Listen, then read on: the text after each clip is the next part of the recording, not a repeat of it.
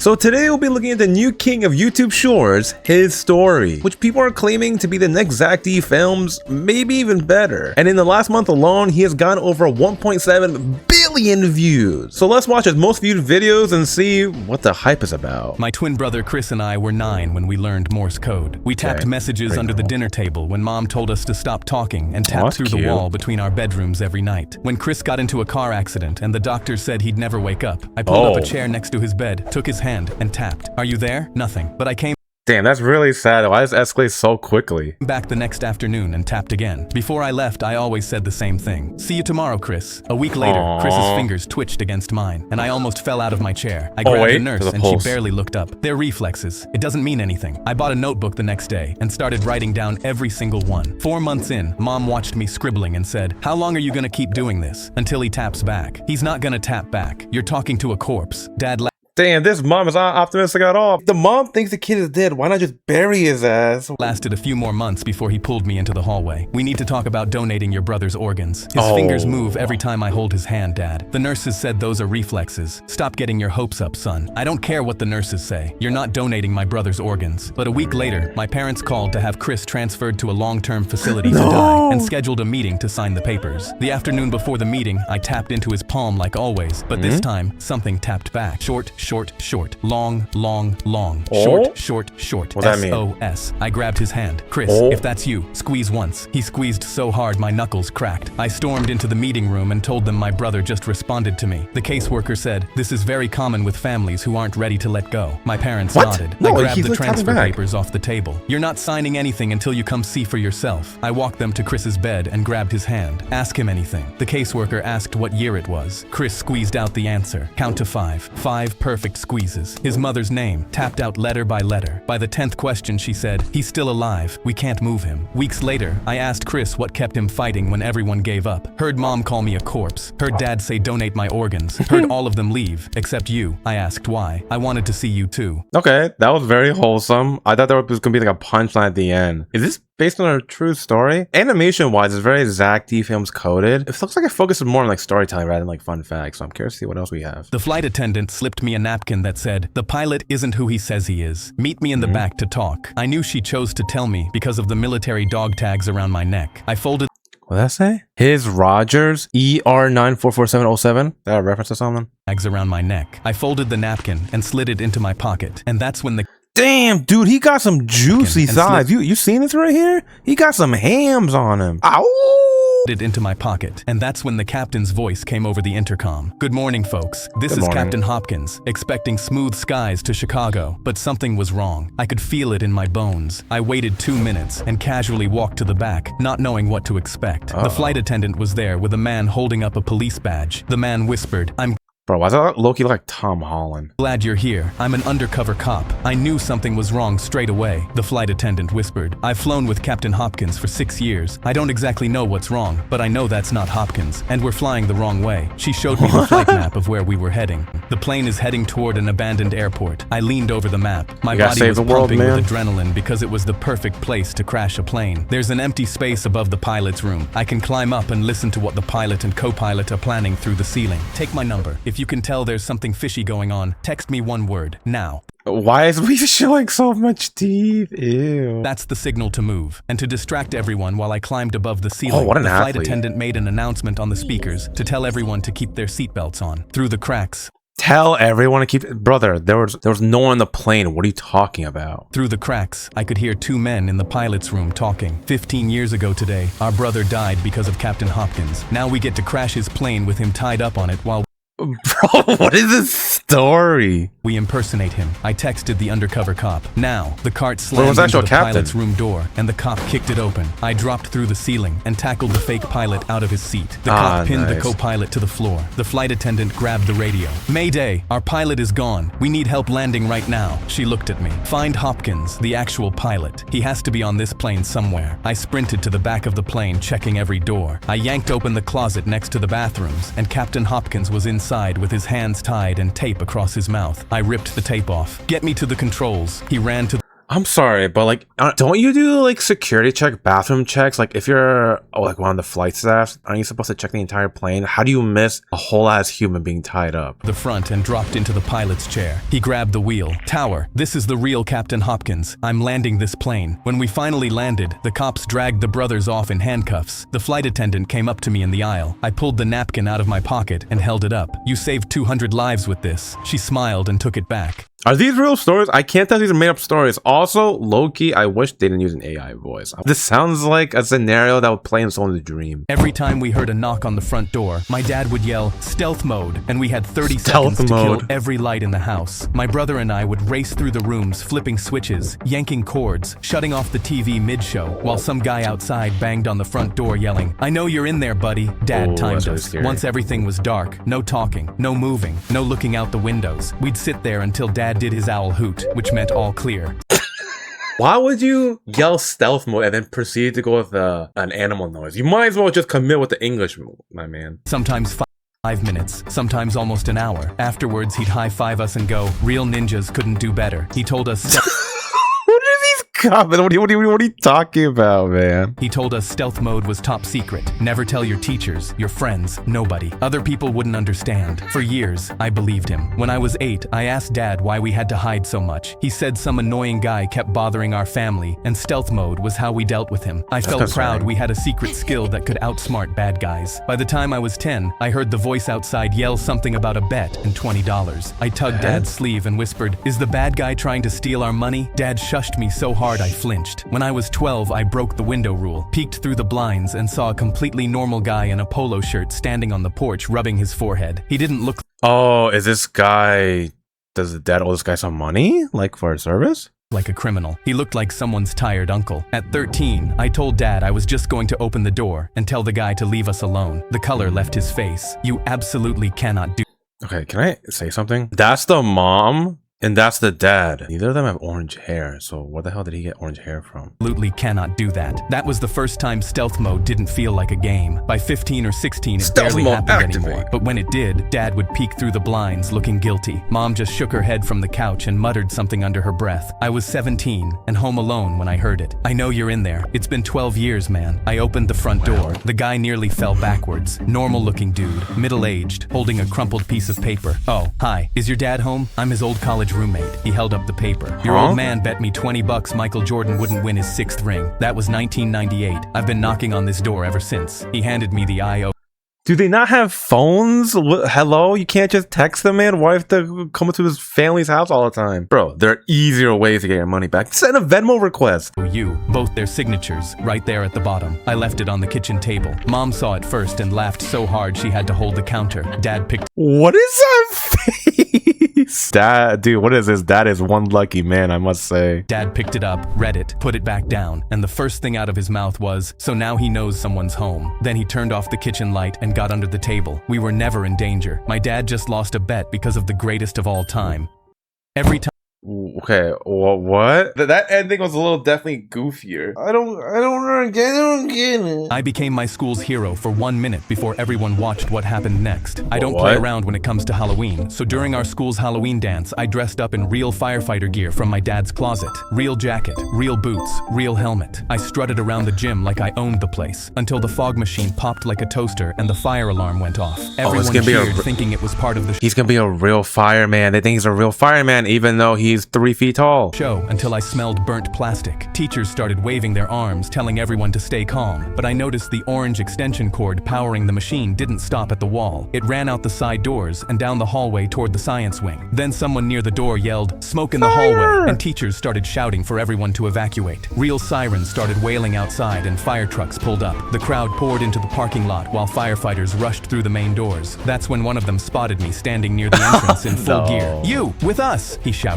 They actually recruited my man. They saw a 10-year-old be like, "Yep, he's one of us. We're clearing the east wing." I opened my mouth to say I'm just a student, but he shoved a flashlight into my hand and pushed me forward. The hallway was dark and filled with smoke. We followed the orange cord past the lockers until it disappeared under Mrs. Carter's classroom door. One of the firefighters reached for the handle and jerked back. Is that sound effect really appropriate? Hot, he said, then looked at me. Hit it! But I only had my foam axe. I swung as hard as I could, and it bounced off with a pathetic squeak. The firefighter grabbed it, swung himself, and the foam bent in half. He stared at it, muttered, "These damn budget cuts," and tossed it aside. That's when someone shouted from down the hall, and he waved to the others. "Forget this door. We'll circle back once we've got tools." They started heading back down the hall, but then I heard it. A squeaky wheel spinning frantically. This was Mrs. Carter's room, and the class pet Mr. Nibbles was still inside. I turned back to the door. The handle was glowing red. I wrapped my jacket sleeve around my arm and threw my shoulder into the bottom panel until it cracked open. Smoke poured out and choked me instantly. The hamster cage was on the counter, and tiny flames were eating the papers around it. I grabbed the melted cord with my sleeve and yanked it from the wall. A spark bit through the fabric straight into my skin, and I screamed, but kept pulling until the plug came loose. I grabbed the cage with my smoking sleeve, and the metal seared into my palm. I could smell my skin burning. My lungs felt like they were filled with glass. Man, dude, man's gonna die, just 100%.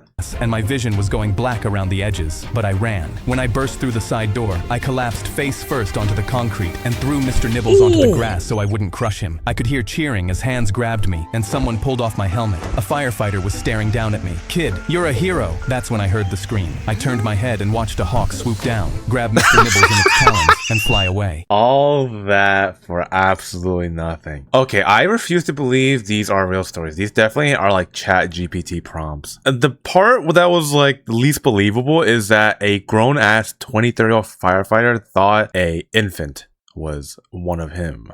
That just doesn't make sense. My teacher looked at my drawing, covered her mouth, and ran out of the room screaming. Our assignment was to draw something that makes us happy, so I drew... He drew, the Twin Towers. Me and my dad fishing at the lake, something we do every Saturday. I picked up my paper to see what she saw. 2 stick figures, a fishing rod, a lake, a building that said Larry's Bait and Tackle, and a fish that I even labeled Fish in case there was any confusion.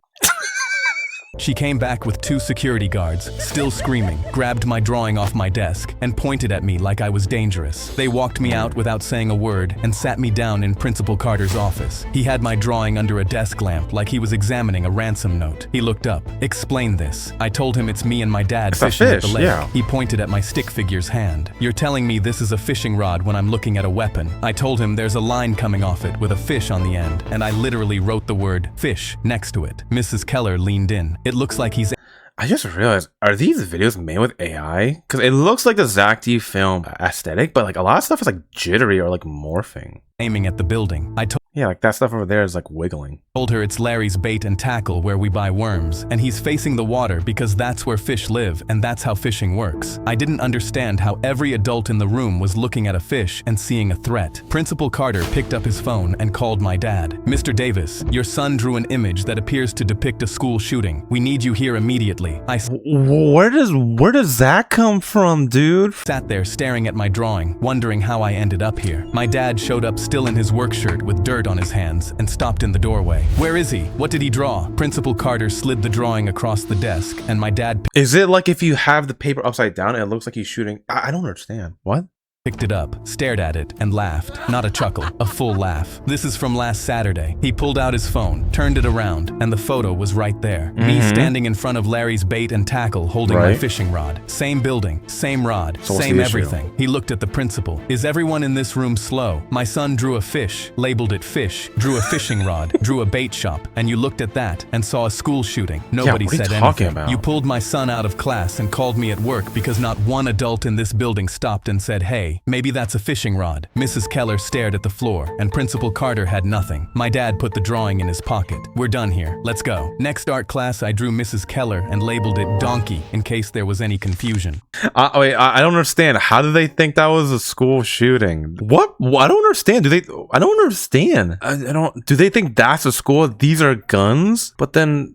fish. My daughter came home crying with an F. Whoa. Oh my god, for a second? My daughter came... That scared me. I thought she was wearing like some sort of like plastic wrap on her face. Home crying with an F because her teacher doesn't know what color blood is. The first time I realized something was wrong, Riley came home from school holding out her arm. "Look, Dad, you can see the blue blood in my veins right here." She traced the blue lines under her skin with her finger. I put down my coffee and looked at her. "Actually, sweetheart, that's not true. Blood is always red because of hemoglobin. It's just darker red in your veins." Her face scrunched up, but Mrs. Miller showed us a whole PowerPoint about it. She even had diagrams from a science book. The next morning, I packed kept my work scrubs in my Where's this bag. going? I'm an ER nurse at Mercy General, and I was working the afternoon shift anyway. I sent Mrs. Miller an email asking if I could do a quick presentation about blood for career day that afternoon. She loved the idea. When I arrived, Mrs. Miller introduced me as Riley's dad who works at the hospital. 28 kids stared up at me from their desks. I heard you guys learned that blood is blue inside your body, I said. Right. The entire class nodded enthusiastically. Mrs. Miller beamed from her desk in the corner. I pulled out a blood collection tube from my pocket and held it up. This Is he about to take a blood sample for every single kid in the class? That'd be sick. is what we use to draw blood at the hospital. Notice something. The tube creates a vacuum. No oxygen inside at all. I paused. When we draw blood with these, it never touches oxygen until we pop the cap off. I showed them photos on my phone of sealed blood tubes. See? Still red. Mrs. Miller's smile started fading. She shifted in her chair and cleared her throat. A boy raised his hand and pointed to their science textbook. But our textbook says it's blue. I picked up the book and checked the publication date. 1998. Medicine updates pretty fast. We used to think lots of things that turned out to be wrong. Mrs. Miller suddenly stood up from her desk, her hands gripping the edge. Well, thank you for that interesting presentation, Mr. Johnson, but we need to move on to math now. I nodded and started packing when a girl in the back raised her hand. So our textbook is wrong? The class erupted in whispers. Mrs. Miller's jaw clenched and her voice got tight. The curriculum says, actually, I interrupted, pulling up the state science standards on my phone. I walked over and turned my phone toward her. The current curriculum specifically mentions this myth as something to correct.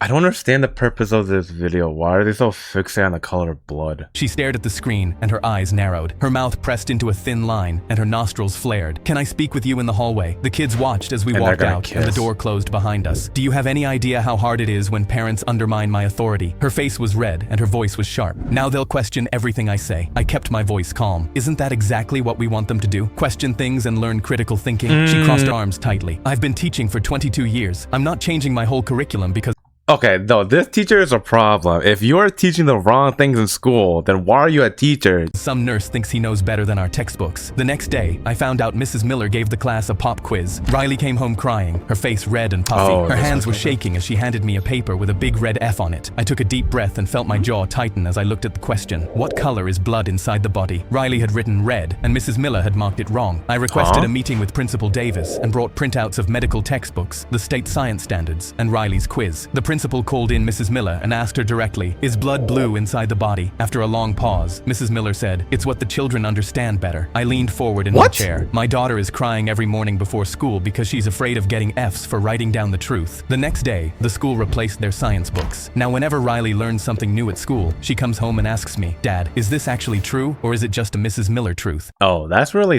what? I feel like a teacher should be fired if they're sending misinformation. Why is the teacher so out of it, bro? You only get paid $20K a year. It's not that deep. A man climbed onto our school bus with a knife, and the first thing he heard was a slow clap from the back row. Confused, he screamed at our driver, Mrs. Worley, to keep driving and not stop for anyone. A kid leaned forward. Nice ski mask. Did you cut the holes out yourself, or did your mom? Oh, he's definitely the cool kid in the school. Oh my god. And look at him. That's his henchman right there. They're 1 and 2. Let me help you. The whole bus laughed. He waved the knife around. Shut up and no one gets hurt. Your hand is shaking so hard I can't tell if that. Wait, I'm sorry. What is the purpose of robbing a school bus? Like, I understand a robber wants to rob a restaurant or like, I don't know, some people with actual adults.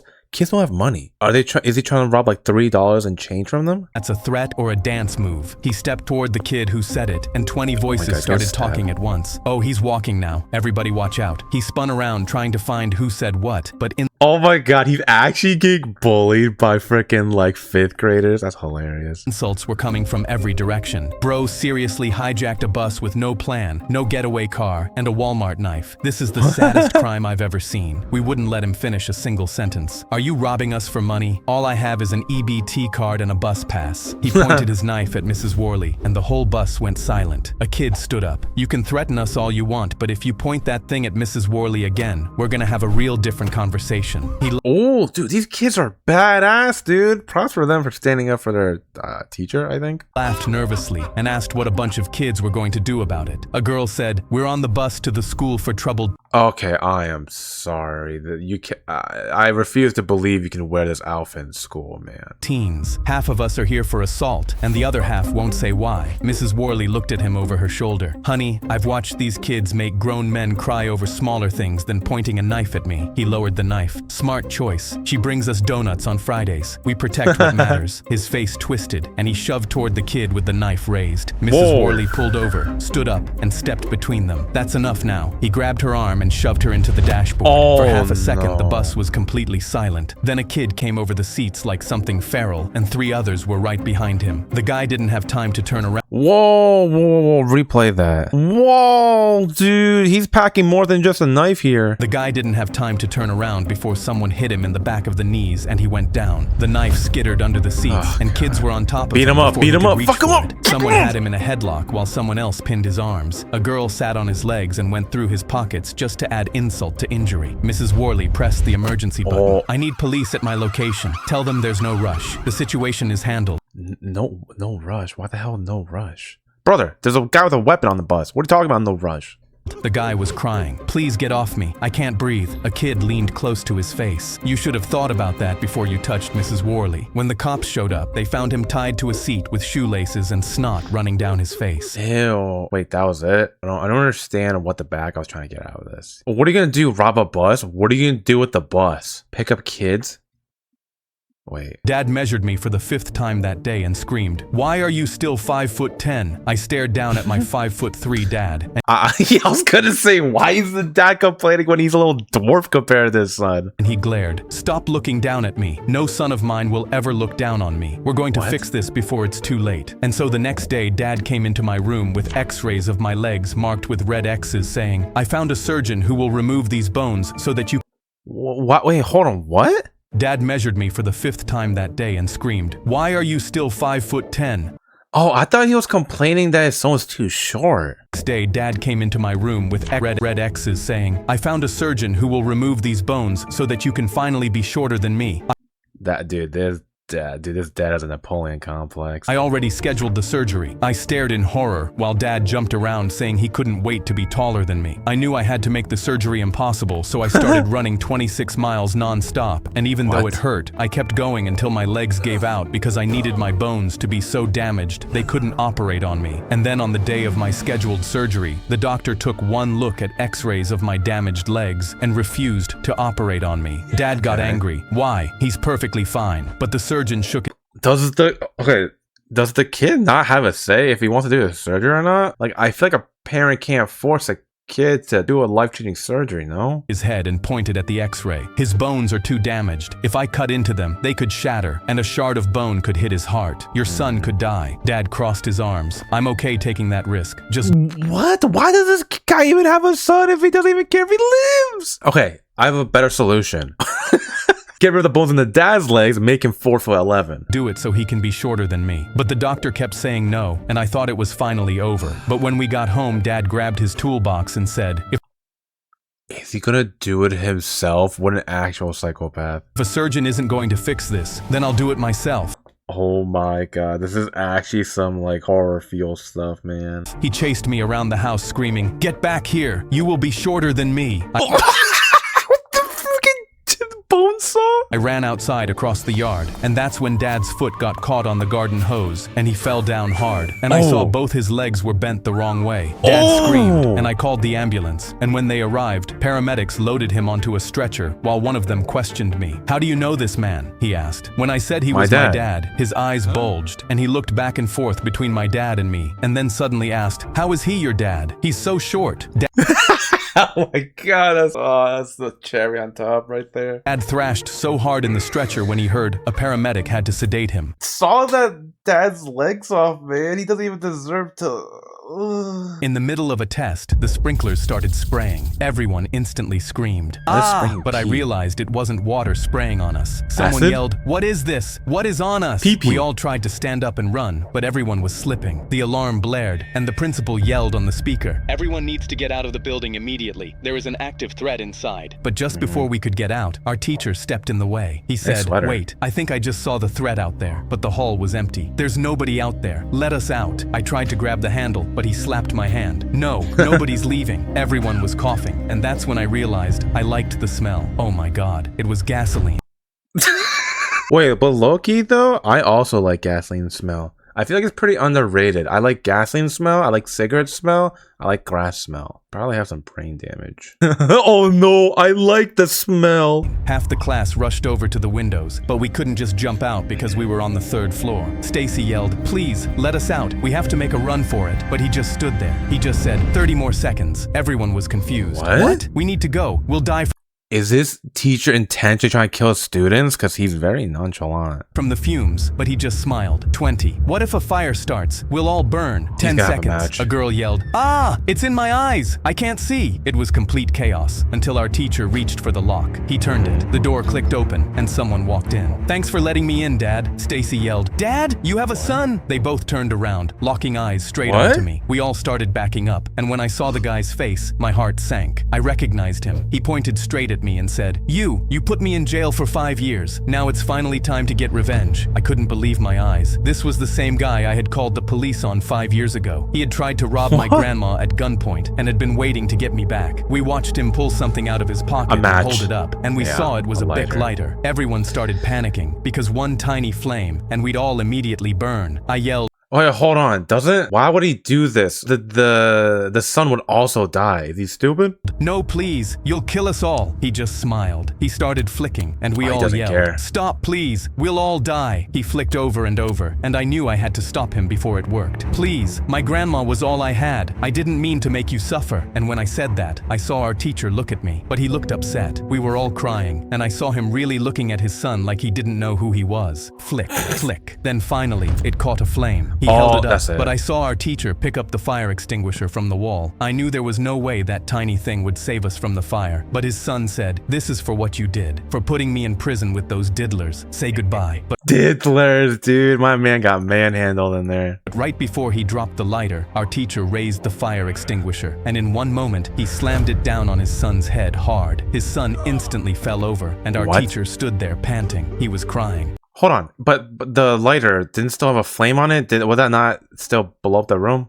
"I'm so sorry. I failed all of you. My son was a monster." The police ran in and grabbed him, and he looked at me one more time with tears in his eyes as they took him out. Okay, low-key, the father should also get arrested, no? Because he was an accomplice. What the hell? Send his out to jail too. Let them both get diddled. I was sitting in class when my phone buzzed. "Look under your desk." Same text. The whole class bent down at the same time. Taped underneath each desk was an envelope with our name on it. I ripped mine open and a Polaroid slid out. A blood splatter on white tile. I looked around. Everyone was holding something different. A lamp knocked over. A knife. Drag marks on carpet. 30 different photos. All pieces of something horrible. Our phones buzzed again. Piece together the puzzle. You have 5 minutes. Everyone. What is this saw trap that these kids somehow got into? Where's the teacher too, by the way? One jumped up. We started comparing photos. Some had timestamps. We threw them on the floor in order. Blood, struggle, weapon, a body being dragged, a car trunk, dirt, a shovel. 3 minutes left. The photos weren't fitting right. Some inside a house, some outside. Then someone noticed the edges. They fit together like an actual puzzle. We started connecting them. Blood splatter to broken lamp, knife to drag marks. 30 photos becoming one massive crime scene. 1 minute left. Something was missing. One missing piece and the whole class fails.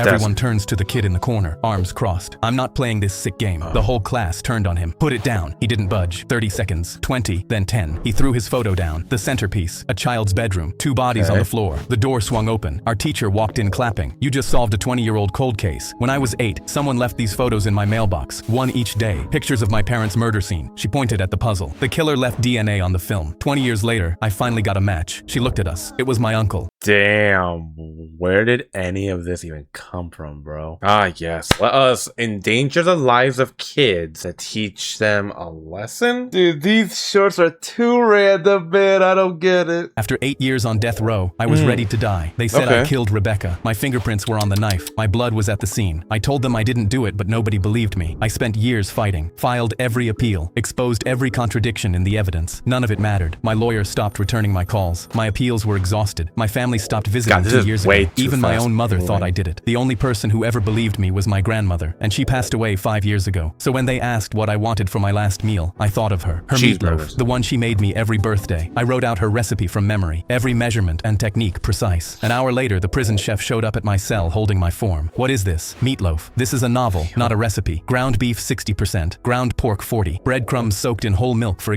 Okay, I don't. Correct me if I'm wrong. If it's your last freaking meal alive, I don't think the chef has a right to complain. It's like, bro, that's your job. Exactly 10 minutes. Yellow onion, not white. Sautéed in butter until translucent. Fresh thyme, not dried. Worcestershire, 2 tablespoons. No substitutes. And this glaze with brown sugar and apple cider vinegar. Brushed on at 340 degrees. 20 minutes before done. He Okay, now I can understand why the chef is mad. looked at me through the bars. Why so specific? It's how my grandmother made it. She's gone now. If I'm going to die Friday, I want to taste her cooking one last time. He was quiet for fair. a moment. Some of these ingredients we don't stock. Fresh thyme, whole milk, real butter. I'll have to special order them. I have 48 hours. He sighed. I'll make it exactly how you wrote it. Thursday morning, the ingredients arrived and the chef started cooking. I could smell it from my cell an hour later. Onions sautéing in butter. Grandma's kitchen. Saturday mornings, her humming while she cooked. I sat on my bunk and cried for the first time in 8 years. Thursday afternoon, the chef ran into problems. The oven temperature wouldn't hold steady. He had to recalibrate, start over on the glaze twice. It has to be perfect, he told the warden. It's his last meal. Thursday night, I couldn't sleep. Not from fear, from the smell. The meatloaf baking through the night while I sat alone with memories of the only person who believed I was innocent. Friday, execution day, 10 a.m. and no meal yet. Noon, and the chef said the glaze wasn't right. 2 p.m. a guard brought regular prison lunch because the meatloaf still wasn't ready. 4 p.m. 2 hours left. The smell was overwhelming.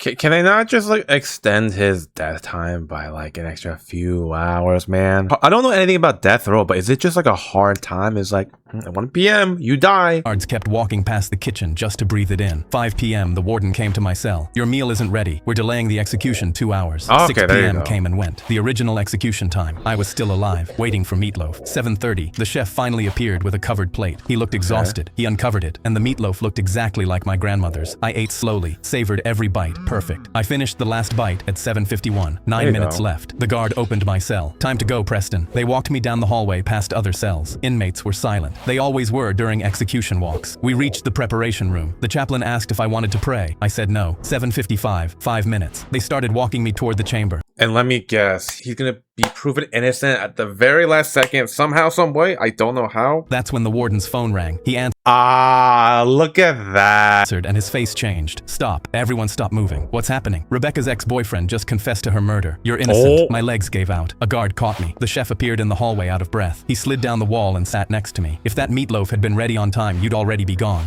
I was gonna say, thank God the grandma's meal was so complicated. Otherwise, he'd be freaking dirt. I just sat there, still alive. Because my grandmother's recipe was too complicated to rush. She saved my life. She always did. Oh, that was actually super wholesome. Okay, this guy, stories are very random, but I understand. I understand his ball now.